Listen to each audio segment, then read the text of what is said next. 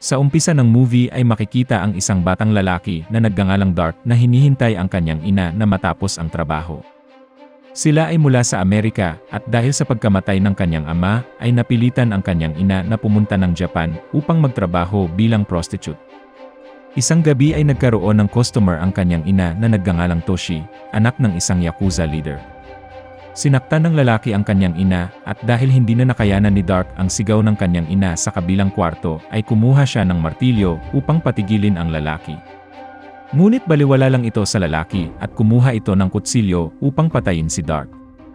Bago pa man mapatay ng lalaki si Dark ay agad itong inatake ng kanyang ina at agad silang tumakbo papalayo.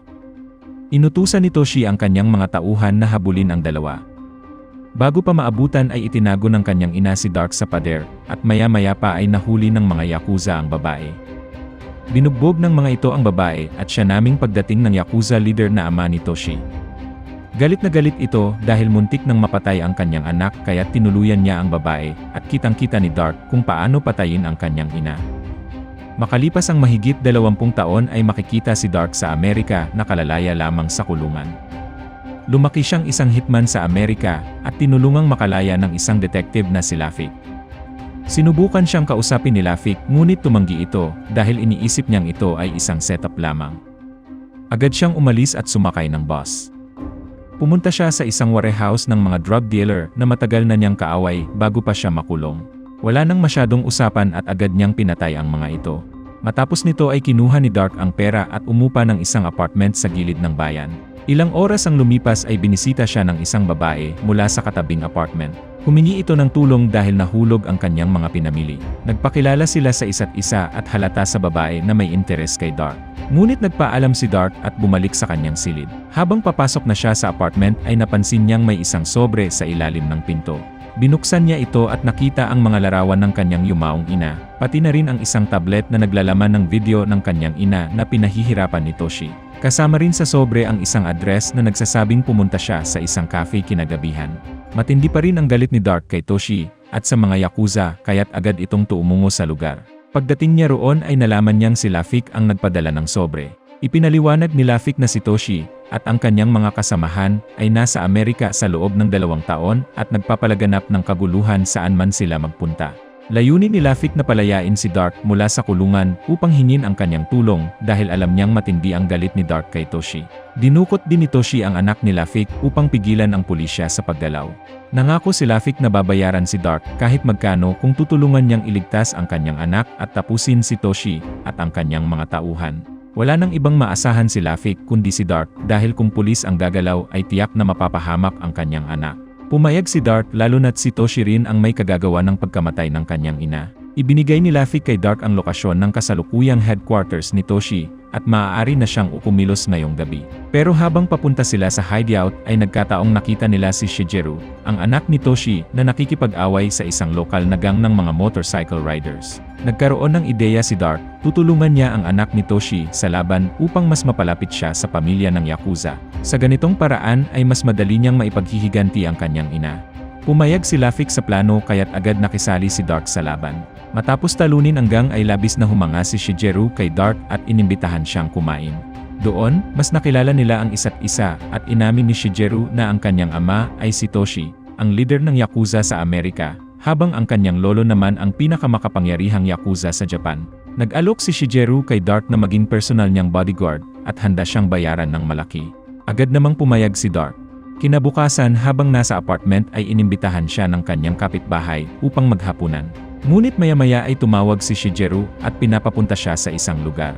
Pagdating doon ay iniutos ni Shigeru na tapusin ang mga natitirang miyembro ng motorcycle gang. Upang mapanatili ang kanyang pagiging undercover ay agad sumunod si Dark. Dahil sa kanyang husay ay lalo pang bumilib si Shigeru sa kanya at inimbitahan siyang makilala si Toshi.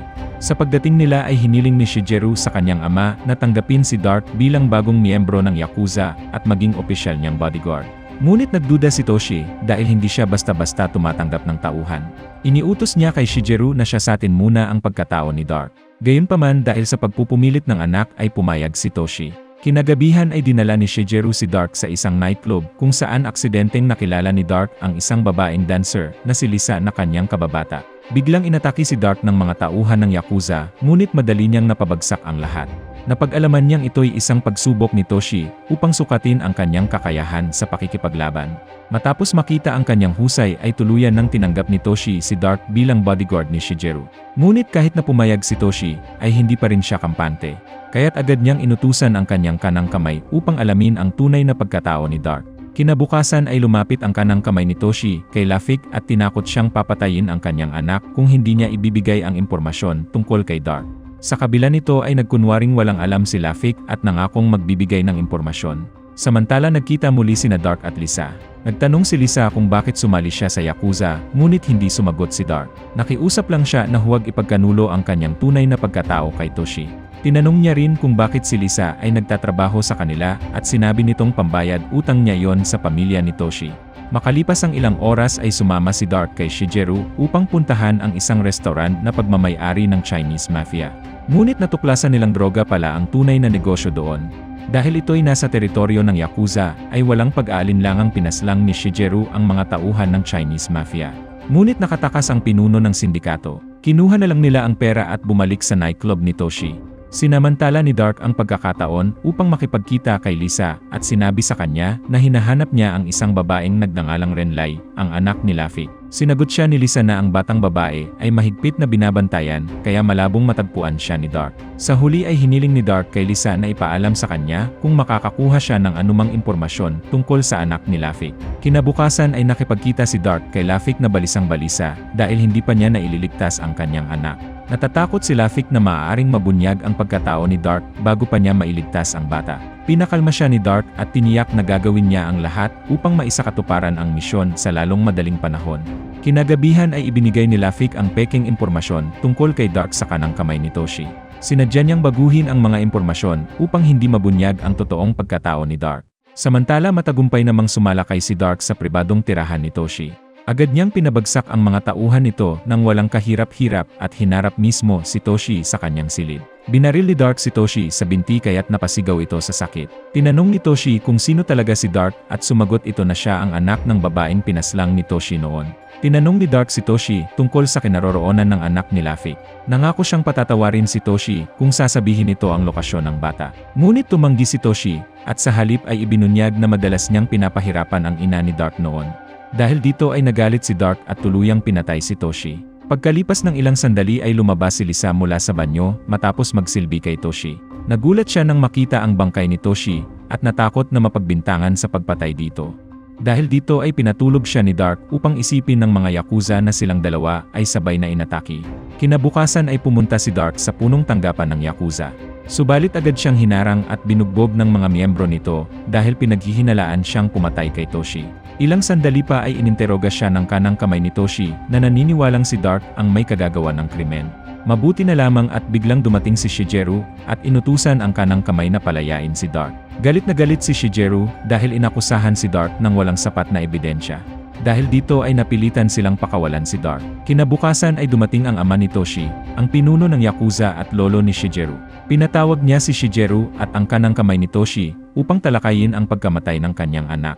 Iginiit ng kanang kamay na si Dark ang may sala, ngunit patuloy siyang ipinagtanggol ni Shigeru.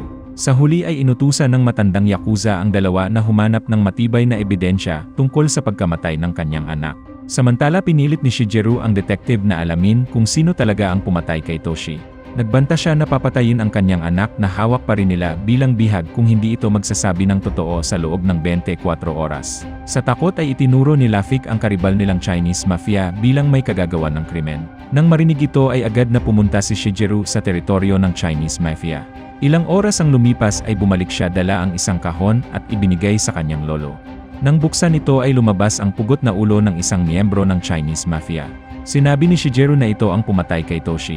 Ngunit sa parehong oras ay isang mahalagang dokumento ang ibinigay sa matandang Yakuza ng kanyang tagapayo. Nakasaad dito ang tunay na pagkakakilanlan ni Dark na siya ang anak ng babaeng kanilang pinatay noon. Samantala matagumpay na nainteroga ng kanang kamay ni Toshi si Lisa sa pamamagitan ng pagbabanta sa kanyang pamilya. Sa takot ay napilitan siyang ipagtapat ang totoo. Kinagabihan ay nakatanggap si Lafik ng tawag mula sa kanang kamay ni Toshi na nagsabing pumunta siya sa daungan ng mag-isa upang iabot sa kanya ang bata. Agad namang ipinaalam ito ni Lafik kay Dark na mabilis na sumunod. Pagdating nila ay nakita nilang inihahanda na ang bata para patayin. Sinubukan ni Lafik na lumaban, ngunit sa huli ay pinatay siya bilang parusa sa pakikipagsabuatan kay Dark. Hindi nagtagal ay sumalakay si Dark at pinatay ang natitirang mga miyembro ng Yakuza. Nailigtas niya ang babaeng may takip ang mukha at ito pala ay si Liza. Humingi ng tawad si Lisa kay Dark dahil napilitan siyang ipagtapat ang lahat. Samantala pumunta si Shigeru sa apartment ni Dark upang tapusin siya. Ngunit nang dumating siya ay wala roon si Dark kundi ang kanyang kapitbahay. Inakala ni Shigeru na asawa ito ni Dark kaya't agad niya itong inatake. Ilang sandali pa ay dumating si Dark at mabilis na pinabagsak ang mga tauhan ni Shigeru. Hinawakan ni Shigeru ang babae bilang bihag at nagbantang papatayin ito kaya't napilitan si Dark na sumuko. Ngunit kahit sumuko na si Dark ay pinatay pa rin ni Shigeru ang babae. Pagkatapos nito ay isinakay ni Shigeru si Dark sa isang sasakyan upang dalhin sa lugar kung saan siya papatayin. Subalit habang nasa biyahe ay biglang nagwala si Dark at mabilis niyang pinatay ang lahat ng nasa sasakyan maliban kay Shigeru na malubhang sugatan. Kinuha ni Dark ang isang katana mula sa loob ng sasakyan at tuluyang tinapos si Shigeru. Hindi pa rin tapos ang paghihiganti ni Dark kaya't agad siyang nagtungo sa headquarter ng Yakuza at isa-isang pinatay ang lahat ng miyembro nito. Matapos ang matinding laban ay nakapasok siya sa silid ng matandang Yakuza. Sa kasamaang palad ay hawak nito ang babaeng anak ni Lafik at tinutukan siya ng baril. Nagbigay ng dalawang pagpipilian ang matandang Yakuza kay Dark at ito ay ang buhay ng babae o ang buhay ni Dark. Ibinaba niya ang katana at inakala ng matandang Yakuza na pagod na si Dark kaya't agad itong lumapit upang patayin siya. Ngunit biglang sinaksak ni Dark ang matandang Yakuza dahilan ng pagkamatay nito. Sa wakas ay natupad na ang paghihiganti ni Dark at nailigtas niya ang anak ni Lafik. Gayunpaman siya ay bumagsak dahil sa labis na pagdurugo. Mabuti na lamang at isang nurse ang babae kaya't mabilis niya itong binigyan ng paunang lunas. Nailigtas si Dark at dito nagtapos ang movie.